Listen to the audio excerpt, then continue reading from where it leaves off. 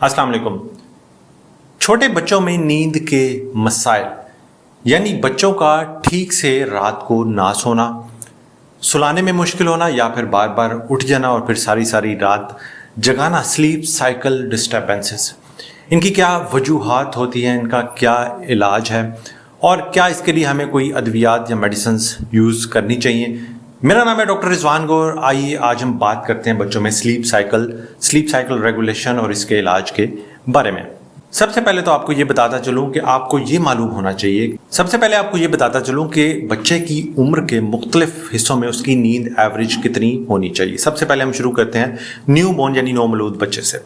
New born में बच्चे की जो नींद है वो 14 से 17 घंटे एक दिन में यानी 24 घंटे में होती है और एक टाइम पे जो बच्चा सोता है तकरीबन 2 से 4 घंटे सो सकता है। बच्चे का जो न्यू बोर्न का स्लीप साइकिल हमेशा इरेगुलर होता है, उसको डे नाइट का इतना आइडिया नहीं होता क्योंकि अभी स्लीप साइकिल इतना मैच्योर नहीं होता, तो वो रात को डेफिनेटली जगा सकते हैं।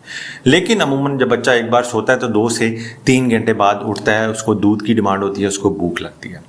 अब बात करते हैं 3 से लेकर 6 माह की उम्र तक। 3 से लेकर 6 माह के बच्चों का स्लीप साइकिल कुछ बेहतर होना शुरू हो जाता है, यानी रात को उनकी नींद कुछ बेहतर होना शुरू हो जाती है, लेकिन फिर भी 24 घंटों में 14 से 15 घंटे सो सकते हैं। इनकी रात की स्लीप कुछ बेहतर होना शुरू हो जाती है। 6 माह से लेकर 12 माह की उम्र तक बच्चे तकरीबन 12 से लेकर 14 घंटे 24 घंटे में सोते हैं और इनमें से ज़्यादातर की बच्चों की जो नींद है वो प्रेडिक्टिव हो चुकी होती है, नहीं रात का स्लीप साइकिल कुछ बेहतर हो चुका होता है। लेकिन फिर भी कुछ बच्चे जो रात को जगाते हैं बहुत ज़्यादा तंग करते हैं और बच्चा रात को 2-3 बार ज़रूर उठेगा, दूध की डिमांड होगी, ज़ाहिर है उसको अगर भूख लगी है तो वो डेफिनेटली उठेगा। ऐसा होना नॉर्मल है। 1 से लेकर 2 साल की उम्र तक की जो नींद, उनका जो ड्यूरेशन है वो 11 से लेकर 13 से 14 घंटे तक हो सकता है।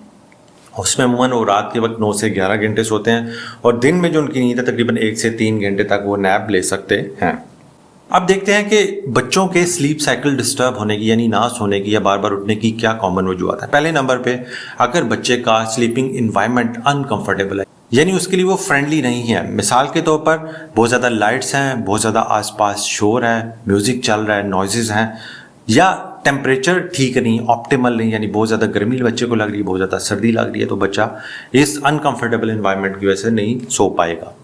दूसरे नंबर पे शॉर्ट स्लीप साइकिल। बच्चों का जो स्लीप साइकिल है शॉर्ट होता है, खासतौर पे न्यू बॉर्न बच्चों का या शुरू के कुछ माह बच्चे 45 मिनट से लेकर 2 घंटे तक सोते हैं और उसके बाद उठ जाते हैं, यानी फ्रीक्वेंट नाइट अवेकनिंग शुरू के कुछ माह में होना ये एक नॉर्मल चीज़ है।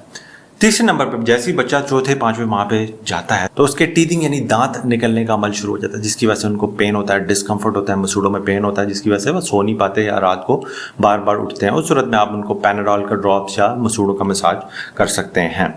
कुछ बच्चे होते हैं कि जो डिपेंडेंट हो जाते हैं माँ बाप पे सुलाने के लिए। मिसाल के तौर पर उनको नींद में ले जाने के लिए उनको उठाना पड़ता है, उनको झूले देना पड़ता है, उनको रॉकिंग मूवमेंट्स करनी पड़ती है, कई घंटे उनको उठा के फिरना पड़ता है ताकि वो सो जाएं और जब वो रात को उठते हैं तो फिर दोबारा यही सारी एक्सरसाइज करनी पड़ती है, लेकिन रात को उठ के ये तमाम करना बहुत मुश्किल होता है माँ बाप के लिए। सो वो माँ बाप पे डिपेंडेंट हो जाते हैं कि वो उनको झूला दें तब वो सोएं, यानी जब भी वो उठेंगे उन्हें झूला दिया जाए। 5वें नंबर पे बच्चों को भी नाइट मेयर्स या नाइट टेरर्स आ सकते हैं, जिसकी वजह से वो रात को उठ सकते हैं, थोड़ी देर के लिए भी उठ सकते हैं या रात को चीखते हुए, स्क्रीम करते हुए, शोर शराबा डालते हुए भी उठ सकते हैं, जिनको नाइट टेरर्स कहते हैं। जब बच्चा चलना फिरना शुरू करता है, क्रॉलिंग शुरू करता है, बैठना शुरू करता है तो वो बहुत ज़्यादा एक्साइटेड होता है, जिसकी वजह से ब्रेन की एक्साइटेबिलिटी बढ़ जाती है, न्यूरोनल टिश्यूज़ वो एक्टिव हो जाते हैं, जिसकी वजह से वो अक्सर रात को उठते हैं और उनकी कोशिश होती है कि वो तमाम एक्सरसाइज जो दिन को वो करते रहे वो करना शुरू कर दें, जिसकी वजह से उनकी नींद कम हो जाती है और इस कंडीशन को कहते हैं डेवलपमेंटल माइलस्टोन्स के साथ sleep pattern change. Sleep regression कुछ बच्चों में 4 माह की उम्र में, 8 से 10 माह की उम्र में और 18 माह की उम्र में नॉर्मली भी स्लीप रिग्रेशन आते हैं, यानी वो पहले बेहतर सोते हैं और फिर आहिस्ता आहिस्ता कम सोना शुरू कर देते हैं, लेकिन ये कैफियत कुछ हफ्तों या महीनों में बेहतर हो जाती है। इसको कहते हैं स्लीप रिग्रेशन। अब हम बात करते हैं कि कैसे बच्चे को स्मूथली आराम से हम सुला सकते हैं, मुख्तलिफ स्टेप्स, मुख्तलिफ मेजर्स लेके। पहले नंबर पे स्लीप की जो एसोसिएशन है, मिसाल के तौर पर उठाना, झूले देना, गोदी में रखना, ले लेके फिरना, इस पे जब बच्चे डिपेंडेंट होते हैं तो हमने इसको ग्रेजुअली विदड्रॉ करना होता है। जब तक इसको विदड्रॉ नहीं करेंगे बच्चा आप पे डिपेंडेंट रहेगा और जब भी वो रात को उठेगा वो यही कहेगा कि मुझे इस तरीके से झूला दो तो मैं सोऊंगा। तो आपने इस तरीके को आहिस्ता आहिस्ता टेपर ऑफ बंद करना है और डिफरेंट तरीके आप ट्राई करें। बच्चों के साइड पे कोई सपोर्ट्स रख लें, उनके ऊपर कोई ब्लैंकेट डाल लें, उनके ऊपर कोई चीज़ रख दें ताकि वो समझें, उन्हें सेंस ऑफ सिक्योरिटी मिले कि वो अब सो रहे हैं। या अगर कोई बड़ा बच्चा है तो आप उसके हाथ में स्टफ टॉय दे सकते हैं ताकि उनमें सेंस ऑफ सिक्योरिटी पैदा हो।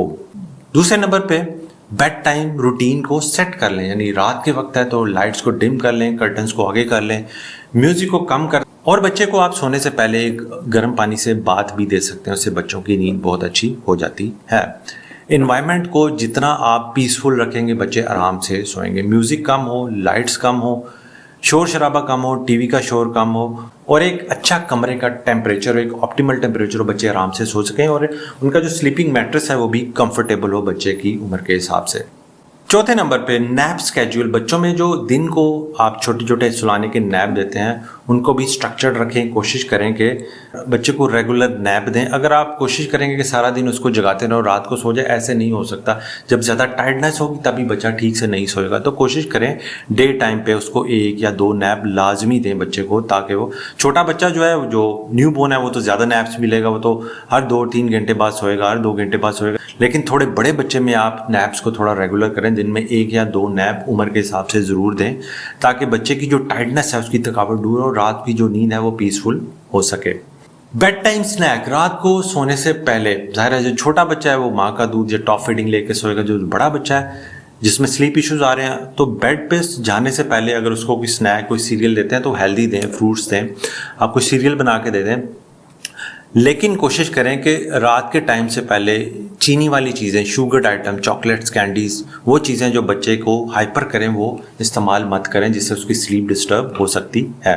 लिमिट स्क्रीन टाइम, यानी 2 साल से छोटे बच्चों में तो स्क्रीन टाइम यानी मोबाइल, टीवी, कार्टून टाइम 0 होना चाहिए, जिससे उनकी जहनी जिस्मानी नशोनुमा, उनके बोलने का अमल बुरी तरह से मुतासर हो सकता है। और अगर 2 साल से बड़े बच्चे भी हैं तो कोशिश करें कि शाम के वक्त या रात के वक्त स्क्रीन टाइम लिमिट करें। और हमारा अक्सर शाम को रात को स्क्रीन टाइम मैक्सिमम होता है बच्चों की तरफ, क्योंकि हम अपने काम शाम में मसरूफ़ होते हैं, तो बच्चे हर वक्त मोबाइल, कार्टून्स, टीवी पे लगे रहते हैं, जिसकी वजह से उनके दिमाग है बहुत ज़्यादा अलर्ट हुए होते हैं और वो रात को ठीक से सो नहीं पाते, और रात को स्लीप इश्यूज़ बहुत कॉमन है। ये एक कॉमनेस्ट वजह है बच्चों के रात को ठीक से ना सोने की या बार बार उठने की। कोशिश करें कि बच्चों का जो वेक टाइम है वो कंसिस्टेंट हो, यानी जिस टाइम पे वो सुबह आप उठते हैं, अगर सुबह 8 बजे उठते हैं तो बच्चे को भी उठाएं। अगेन मैं बात कर रहा हूँ नो बलूद बच्चा, न्यूबॉर्न बच्चा, इसके अलावा जो थोड़े बड़े बच्चे हैं उनमें एक कंसिस्टेंट टाइम रूटीन सोने की भी और उठने की भी फॉलो करें। एक बॉडी का इंटरनल क्लॉक होता है, उसको ज़रूर फॉलो करें, चाहे वीकेंड है, सैटरडे है, संडे है। कोशिश करें बच्चे एक टाइम पर सोएं और एक टाइम पर उठें, इससे उनके स्लीप डिस्टर्बेंसेस काफ़ी बेहतर होना शुरू हो जाएंगे। इसी तरह अगर बच्चे को कोई डिस्कम्फर्ट है, कोई तकलीफ है, मिसाल के तौर पर टीदिंग का अमल है, तो उसको ट्रीट करें। अगर उसको कोई कॉलिक का मसला चल रहा है, पेट में गैस मरोड़ है, तो उसका इलाज अपने डॉक्टर से करवाएं। डायपर अगर वेट है उसको चेंज करें। अगर बॉडी पे कोई रैशेज हैं उसको ट्रीट करें, ताकि जो डिस्कम्फर्ट है, जो फिजिकल पेन है, जब तक उसका मदावा नहीं होगा बच्चे ठीक से नहीं सो पाएंगे। पेरेंटल प्रेजेंस, यानी माँ बाप की मौजूदगी, यानी जब बच्चा सो रहा हो तो बच्चों को पता होता है कि उसकी माँ या बाप उसके पास है, उन्हें एक सेंस ऑफ सिक्योरिटी मिलता है। शुरू के कुछ माह ये ज़रूरी होता है, लेकिन आहिस्ता आहिस्ता कोशिश करें कि बच्चे की आप पे डिपेंडेंसी कम हो, ताकि वो बाद में इंडिपेंडेंट स्लीप ले सके। जितना जल्दी वो इंडिपेंडेंट स्लीप लेना शुरू होगा आपकी मुश्किलात कम हो जाएंगी। अब आते हैं कि क्या कोई दवाई बच्चों में इस्तेमाल करनी चाहिए स्लीप साइकिल रेगुलेशन के लिए। मिसाल के तौर पे लोग फिनेरगन का सिरप यूज़ करते हैं, क्लोरल हाइड्रेट यूज़ करते हैं, मेलाटोनिन ड्रॉप्स यूज़ करते हैं। पहली बात तो ये कि कोशिश करें कि बच्चों में अद्वियात का इस्तेमाल मत करें, अगर करना है तो कम से कम करें।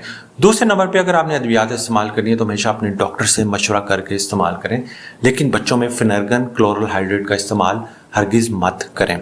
अगर आपने ये तमाम चीज़ें एड्रेस कर ली और फिर भी आपका बच्चा ठीक से सो नहीं पा रहा, तो अपने डॉक्टर से मशवरा करके आप बच्चों को मेलाटोनिन के ड्रॉप्स इस्तेमाल कर सकते हैं, जो कि स्लीप साइकिल रेगुलेशन के लिए इस्तेमाल होते हैं। लेकिन मेरी आपसे ये दरख्वास्त है कि ख़ुद से इनका इस्तेमाल मत करें, हमेशा अपने बच्चे को डॉक्टर को दिखाएं, और अगर आपका डॉक्टर तजवीज़ करे तब दें, और अगर वो मना कर दे तो हरगिज़ इस्तेमाल मत करें। उम्मीद है ये मालूमात आपके लिए करामत साबित होगी। अपना बहुत बहुत ख्याल रखें, भाई को दुआ में याद रखें। अल्लाह हाफ़िज़।